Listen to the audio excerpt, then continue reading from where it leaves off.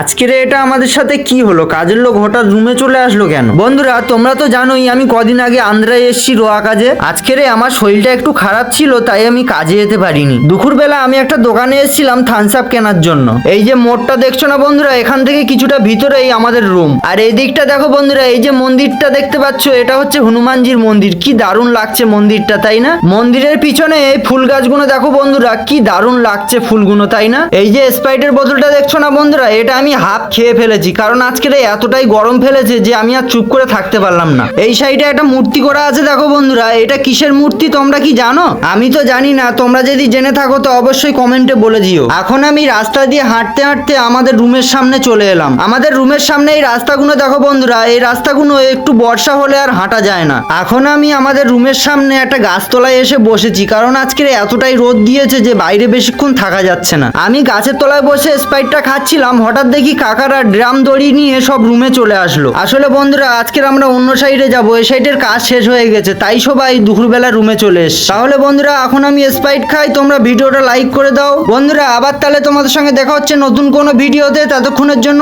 Tata. मैं ज़मीं तू आसमां मैं दागूं तू चांद सा बारिश है मेरे तू मैं धुन कोई तू राग